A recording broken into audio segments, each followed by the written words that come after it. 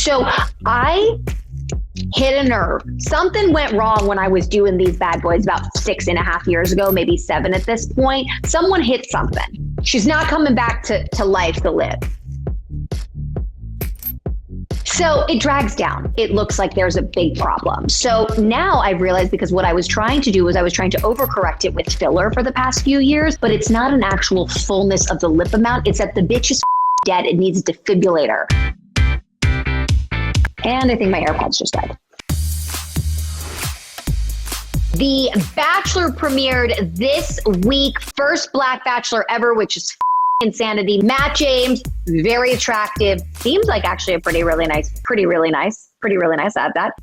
guy. Met all of the women who tried to impress him and show up to the house. There was the dildo girl. I didn't like the dildo girl. Like, my conservative maternal instincts kicked in and I was like, do we need to bring like the dildo? Like, I don't know. I get the point is to stand out. It just really didn't do much for me. There was lingerie girl. Then there was Lady in the Tramp girl with the single spaghetti. Like, we know leading with that is really not going to get you far. Like, the first second makeout, that's a lot of pressure. If a guy showed up to meet the Bachelorette and tried to put a noodle in her mouth for her to suck down to meet your lips, wouldn't go well. And then we obviously have the queen, aka Victoria. She was carried in. I get the point is to keep a long-lasting impression going, have him remember you, do all the things. I would just show up and be funny and normal. I just think all of this extra stuff just takes away from you as a human.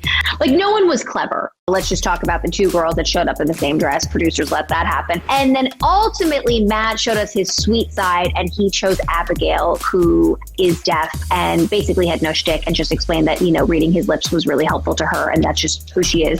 And he appreciated that she was very real and vulnerable, which is exactly what I said. I think some of these women that go on to meet these men should just go and be themselves and see what happens, and just say, hey, I'm so excited to be here. We're excited for the experience. Can't wait to get to know more about you.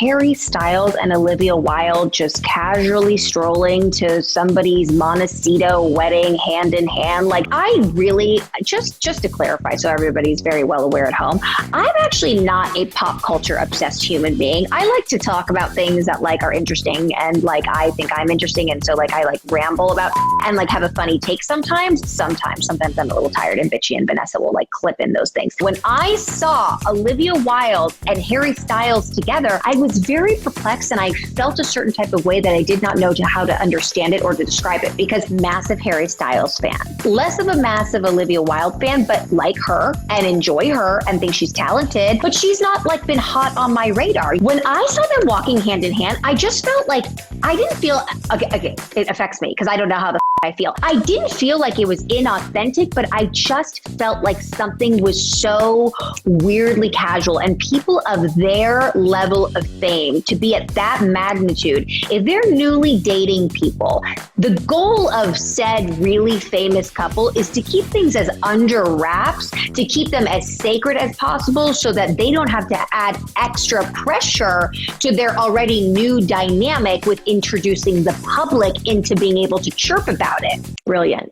Do you see how that made sense? I really explained like the back end deal of all these celebrity couples. That's usually what happens. If you're really in something with somebody new who's equally as famous or more famous than you try to keep it close to the vest. We haven't even seen George Clooney's children, and they're like 12 at this point. I just feel like cute for them. He's into older women. By the way, she's 36. She's by no means an old woman, but she's an older woman than him. He's 26. I like them, but I'm just like, you just served that up and I wasn't ready.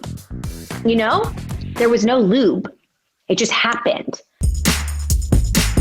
There is a brand new episode of Necessary Realness every Saturday, so make sure you what? Subscribe, okay? Did I say subscribe? Don't forget to do that, subscribe. And make sure you check out all of the other videos on the E! News YouTube channel because they are all fabulous.